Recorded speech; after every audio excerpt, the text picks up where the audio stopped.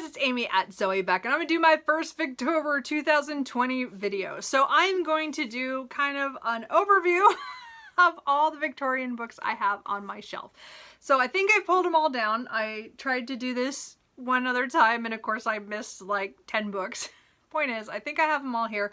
I have just over 75 books to show you.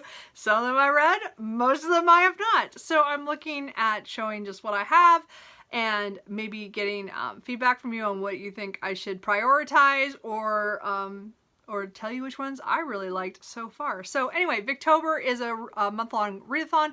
It takes place in October. This is the 5th year. This is my 4th year participating. It is put on by Katie at Books and Things, Kate Howe, and Lucy the Reader. So I am really excited. They have announcement videos, and they have, which I will try to link at least one, if not all of them, below. I think I have those. Anyway, and then I'm gonna as I said, they have prompts of what to read and stuff, and so I will probably put up a TBR in another week or so. But I just thought I'd do a little overview. I had fun doing this, I think last year. I thought, what the heck, I've bought a lot of books since then. So anyway, enjoy. This is going to be kind of a long video. So I have a lot of authors that I've bought a lot of their books that I have not read. And you know, I've read a couple, and then I went out and bought all the rest of them, either new or used. It's kind of a mix of everything. And then I have a good stack of stuff that is what I consider standalone, or I don't have very many of their books, or they didn't write that much, or I haven't discovered them as well. So anyway, let's go through it. Where should I start? Let's start with one that was one of my favorite Victorian reads that I discovered because of Victober, and that is The Woman in White by Wilkie Collins. So again, this is one of my favorite books that I've picked up, and definitely now one of my favorite authors from this time period, and I have collected quite a few of his books. I have read this book, The Woman in White. I must have read this 3 years ago, so. Really enjoyed this. Again, it has to do with a man who meets a mysterious woman on the side of the road before he takes a job in a country, and somehow everything is kind of connected, and this has one of the best villains ever. Totally recommend this one for a sensational novel. Again, he is very good at these mysteries with just dramatic like twists and turns. I just love these books. And then I read the next year The Moonstone by Wilkie Collins, which is the one of the first detectives in literature, and this was about the Moonstone, which was gifted, or was passed down after it has kind of some murky beginnings, and it was given to a young woman after someone's death, I believe, and then it goes missing right away, and then it's the mystery of what happened to the Moonstone and everybody who was connected with its disappearance. So I really liked those. Last year I read The Haunted Hotel, sorry. And this also has The Dream Woman short story as well. The Dream Woman, yeah. So I really liked The Haunted Hotel. The Dream Woman was okay. But I liked this one, and it was, again, it was still very twisty-turny, and it was not as epic as the other two because it's shorter, but I still enjoyed it. So I have quite a few that I could read this year. So any suggestions would be welcome, because I'm definitely going to read a Wilkie Collins this year. No Name. Again, these ones I don't know a whole lot about because I haven't read them yet. So I know that has to do with some sisters, I think. The Dead Secret. I don't know anything about that. Jezebel's Daughter. I know this has to do with I think a woman trying to get her daughter married. It doesn't go well. I don't know. The Law and the Lady. I don't know. I haven't heard much about that. Oh, sorry. I have these books stacked all over around me. Armandale, which I really would like to read, but it's huge, but it has to do with a female villain, I believe. Hide and Seek. I don't know. And then there's The Frozen Deep, which is like a little like Arctic adventure. And they put this on as a play, him and Charles Dickens, and I think this is the novelization of that, I believe. So that sounds, I'm probably going to get to that because it's short. I just got that. Okay, so Wilkie Collins, definitely want one of those. So any of your recommendations on what you think? But I would recommend him definitely if you want a fun ride. Even if it's a long book, it reads really fast. So let's go to Dickens. So let's see. Oh, these are, oh, hold on. I have too many books. You guys don't have a clue. I should have done this at the table. So Dickens, I've only read a few of his books. I read Tale of Two Cities back when I was in high school, and I still have fond memories of this. I loved that book. I really want to reread it because now I got a copy, but I'm also like going to wait until I've read most of his other novels before I go back and reread stuff. Last year I read Bleak House, and I really, really enjoyed this. This was epic and just wonderful. I love this book, and again, can't wait when I can get far enough along after I've read everything else. I can go back and reread that one. I don't have a copy of Hard Times. I did read that this year. My copy was all marked up. It was probably an ex-school copy or something from somewhere, so I'm probably going to get another copy of that. But Hard Times was a surprise because it was written after Bleak House, I believe. And it just has such a different tone, and it's totally different, but I still liked it for most of it. It was never going to be a favorite, but it was definitely an interesting book. And again, I've read A Christmas Carol, and this one has other Christmas stories. So I've read quite a few of these for other read-alongs, and of course I've read Christmas Carol. And then the ones that I have on my shelf that I need to get to is Nicholas Nickleby, The Pickwick Papers, Oliver Twist, Dombey and Son, Great Expectations, Our Mutual Friend, and Little Dorrit. So I'm still missing a few of the books, but I have plenty to start with. So if any of those you think I should start with, I'm leaning towards starting with the beginning with Pickwick Papers, but let me know what you think. Okay, let's go to this. Well, where am I going to put this stuff? This is, oh my gosh. Okay, so let's go to Elizabeth Gaskill. So Elizabeth Gaskill, I have not read as much as I want from her because I just keep getting distracted. But I have read North and South a couple times already since I discovered it. This is, again, one of my favorite things that I've discovered because of BookTube. So anyway, so again, I'm still mad that I didn't get this in college at all, because this would have been great because, again, I did most of my stuff on Jane Austen in college, and it would have been nice to have this. I would have loved this. Anyway, point is, I love this book. Well, kind of, sort of Pride and Prejudice industrialization, but not, you know. Anyway, but I did buy the the miniseries because I've never watched it. I've watched 5 minutes of it and got so disgusted at the differences that I stopped. I know I should push through. Everybody loves this one. It looks really good. Why can't I make myself watch it? Anyway, so I'm going to try to watch that this year. I have read some of the Gothic tales. I've read about 60 pages of this book. So this is one of, I'm not a big short story person, but they are kind of interesting with the kind of scary stories because she wrote a lot of those.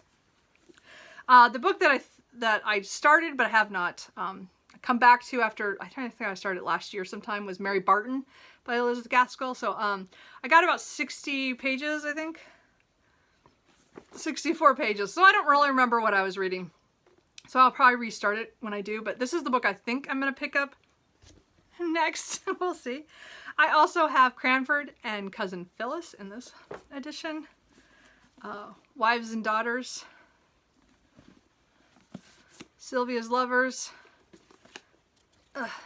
And Ruth. So I have her books. I think I'm going to read them in order, so Mary Barton would be the best place to go back to. But I could re-listen to North and South on audio if I feel like it. So, let's see here. How do I want to do this? Let's go with my most complicated pile here. So I have Anthony Trollope. And I have not read a lot of Anthony Trollope, but I seem to have collected a lot of it. So I have, let me show you this first, is I have 5 volumes in the Palliser series that I found, but the first book I have, Can You Forgive Her, is in this edition. So I found them library book sales, so I'm hoping to, get to that, but I'm definitely want to read that after the series I'm in the middle of. I have a couple of his standalones, The Way We Live Now, The American Senator, and He Knew He Was Right. All of these I've heard really great things about, but what I'm focusing on is the Barsetshire series. So I have read The Warden, and I started Barchester Towers, and I only got 100 pages in, and I got distracted probably probably about a little bit over a year ago. So I want to revisit this and maybe restart it from the beginning because it was really getting interesting, and I don't remember what happened that June that I put it down and didn't come back to it. So I do have that. I do have a copy of Dr. Thorne, which is number 3. I have the Framing Parsonage. Sorry, can you see that? Yeah. And then the Little House at Ellington, and the Last Chronicles of Barset. So I have all the books. Again, I have 2 full series of his and then a couple standalones, but I've only read 1 book full. Now I got to work on. But I've heard so many good things about him that I really want to get to his stuff. So anyway, so okay, now I got to start moving stuff. Luckily, those are all the excellent, the old, sorry. Oh, those poor books. They're fine. They're old. They're these old. It's fine. Let's try not to drop any more though. Okay. Okay, so let's go. Sorry. So then I have a whole bunch of Thomas Hardy. So Thomas Hardy, I have never read. I have tried to read Tessa D'Urberville's. I did try to do this in January with a read along, and it was not the time for me to read this because I was reading Hard Times at the same time, and I just decided to go with Hard Times. So I did that. I only got 18 pages in. So it's definitely a book I want to come back to. This is a book I've never really wanted to read due to the themes that are in here. But again, a lot of people like it, so I kind of think I should. But it's one of the ones in college that I read a section of that, so I know something about it, but I didn't read it. The other books I own is Far from the Madding Crowd. I tried to read this 2 Victobers ago, but I didn't have a chance to. I read like 32 pages. So Hardy is one I have not finished anything yet. I also have Jude the Obscure, The Return of the Native, and The Mayor of Casterbridge. So I do have several of his if you have a recommendation of where to start. I'm pretty sure Far from the Madding Crowd is the best place of those that I have, but you let me know. But I do want to try to read more of him. Oh, and I forgot that copy. Okay, so George Eliot is one. I read Silas Marner last year, which I don't know where my copy is. I didn't see it when I went to my shelf. I know I read that one, so sorry. But I have these 3 books that are, of course, a lot longer that I would like to try. I have The Mill on the Floss, which I read a part of this in college. So it's one of those ones where, again, I was exposed to it, but I didn't. I only read a little bit of it. Middlemarch is one of those books that I look at every year saying, I got to read this. Haven't got to that one. And Adam Bede is one a lot of people read, I think, last year. So I picked up a copy later and was going to read it, but I didn't get to it. So again, it's another big chunker. So I didn't finish that. So then we go to the Brontes. I am running out of space. What am I going to do here? Oh, I don't know. Okay. I don't know. I should have done this on the table. Anyway, so Anne Bronte, I read Agnes Grey 2 years ago, I believe. Really enjoyed it. I mean, it was a slow beginning, but really overall I liked the story. By the end, I was invested by then. Last year, I think it was last year. Is there? I don't remember what year these are. Anyway, I started The Tenant of Wildfell Hall, and this, I did not get along with this. Actually, at one point, I almost threw the book across the room. I was so angry. And then I later picked it up again and tried it. I read a little bit more and I got farther into it, and it just didn't seem to get much better to me, even though it changes perspective, which helped a lot, but still not enough. It is a book I have not gotten rid of, but I really want to come back to. So classics are definitely one of the ones where if I DNF something, I don't always get rid of it right away. I like to give it another shot. So definitely gonna try to do that. So the one that I've DNF'd the most of all these books and still have on my shelf is Wuthering Heights by Emily Bronte. I've had this since college. I have attempted this 4 times to read. The last time I did it was this year. I've got to page 31. Or no, maybe I did it last Victober. I tried it physically. So I've tried this 4 times, I think, like physically. And so I've like given up. So what I've decided is that I'm going to do this on audio. And if I cannot get through it on audio, this book is done. Like, I've given Emily Bronte as much time as I possibly can. It is the only book I've ever attempted that many times and not gotten through it. So we'll see how that goes. Then Charlotte Bronte, I have read Jane Eyre. It's the only one of hers I've read. I'm looking forward to the read-along this time of Shirley, because I've not ever gone on to read that. I also have Villette, which I hear is really good. And then I have The Professor as well, so I don't know how that'll go, but it's, again, another one of her, it's her littler, more, less known book. So, okay, so then, I only have 2 things of Oscar Wilde. I have the best of Oscar Wilde, which is selected plays and writings. So this one, I got it for the plays that were the read-alongs last year, and I failed miserably. Let's just say I don't read very many plays. So, but I still kept the copy. The Importance of Being Earnest is a problem for me just because there's so much lying in it. So that's probably why I didn't get very far in that. And then The Picture of Dorian Gray, I do really like this. You know, what's really funny is I didn't realize how low I'd rated it. So it kind of, I thought I'd reread this. And so I might need to read it again and decide, because I feel like I rated it too low for how I remember it. So I don't know. I seem to remember a lot more about it now. Not sure about that. So anyway, then I have a lot of standalones. So they're like, I have one book by that person. I guess that's what I meant. So it's not like they have more books, but I only have one. So one of them is The Heir of Redcliffe by Charlotte M. Young. Again, I saw this on Shawn the Book Maniac, I believe, from a couple years ago. And I'm pretty sure this was Victorian. Gosh, my brain just shut down. I'm pretty sure that's, yeah, Victorian. So anyway, and again, it's supposed to be another sensational one. A Struggle for Fame by Charlotte Ridlow. Oh, I have another book of hers on my shelf somewhere. Where is that? I have another one of hers. Oh, maybe I haven't bought it yet. I don't remember. There's another book of hers, but the only one I could find right now. Now I gotta go search my shelf. I don't know where the other one is, but this is A Struggle for Fame, so it has to do with a woman. After her mother dies, what she does to survive. And again, it's one I've had for a little bit now that I should read. I have The Diary of a Nobody by George and Whedon Grossmith. So I heard a lot about this. It's really small. Three Men in a Boat and Three Men on the Pummel by Jerome K. Jerome. Heard this is really funny. Carmilla by J. Sheridan LeFou. I read this a couple years ago. It's one of the first vampire novels. I have R.D. Blackmore's Laura Doone. Heard about this last year. It's one of those books that I knew about when I was like younger, like a teenager, that one of my friends read, but I didn't realize it was a classic and I didn't really know a whole lot about it. Anyway, so I bought that because somebody was talking about it. I'm like, oh, that does sound interesting. I have Kim by Rudyard Kipling. So that's the only one of his I have. I've never read anything else.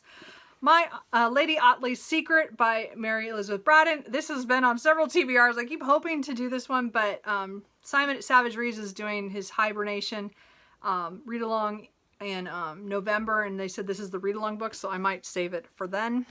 I don't know. We'll see.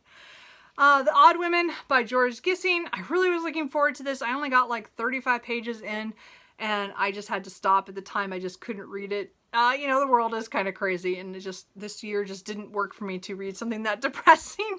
But it's supposed to be a very feminist read for the late 1800s. So I also have Deerbrook by Harriet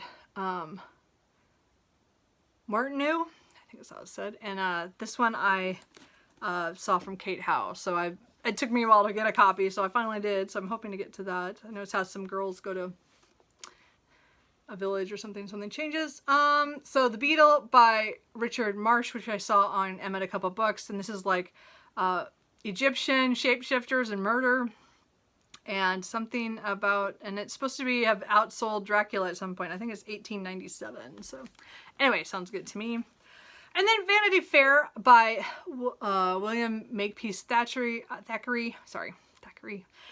This is a book I read, like a part of it, like in college for, you know, one of my classes, but it's always one I've wanted to return to, even though it is not my favorite kind of book because it has an unlikable main character, Becky Sharp. So we'll see what happens with that.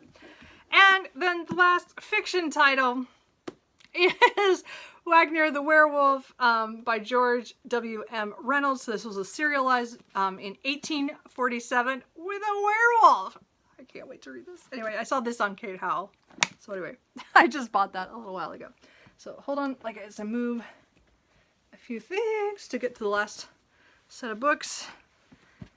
And then we will be done. Anyway, so the last 4 are just a few nonfiction books that are possibilities. I have 2 books, Elizabeth Gaskill. One is On Elizabeth Gaskill by Jenny Uglow, but I think I'm going to wait, not this year. I'm going to wait till I can read more of her books before I get to that. I think it would spoil stuff. Same thing is with The Life of Charlotte Bronte by Elizabeth Gaskill. I don't think I'm going to read this until after I've read all her books as well. So those are just what I have, but I'm not going to read them this year. I might read The Suspicions of Mr. Witcher or The Murder at the Roadhill House, and that's by Kate Summerscale. So I've heard a lot of things about this book being true crime from 1860 about a Scotland Yard detective who thinks he knows who did it, but he can't prove it, and it kind of comes out later if he was right or not. And I've heard really good things about this, so I've been wanting to read that. So it takes place in 1860, so that counts. And then a biography of Victoria the Queen, an intimate biography of the woman who ruled an empire by Julia Bard. Heard good things about this one. I don't know a lot about Victoria herself. I read about her in other literature and other kind of stories and stuff, but never, I don't think I've studied anything on her. So I thought that would be, that might be an audiobook I pick up. So that is all the books, except I guess I missed 1 or 2 that are, I think my Silas Marner is somewhere, but I don't know where. Oh, there, I see it now. Darn it, it wasn't next to the other one. It's fine, it's an old copy, no problem. Anyway, this is at least most of the books that I know of that I own that are Victorian literature. Just that I might have missed 1 or 2. Anyway, so if there's any that you recommend higher rather than other ones, or if, as I said, I've read a few, but not a whole lot of these. A lot of these are new to me or would be, and I'm kind of looking forward to picking my TBR. I haven't decided what I'm going to do for the prompts. We'll see. And again, we'll see how it goes. Last year I didn't do quite so well on my reading, so this year I'm trying to be like, I'll just pick a few and decide. So again, that'll be up in another week. So I hope you enjoyed this. Even though it's kind of all over the place. But anyway, I will talk to you guys later. Bye.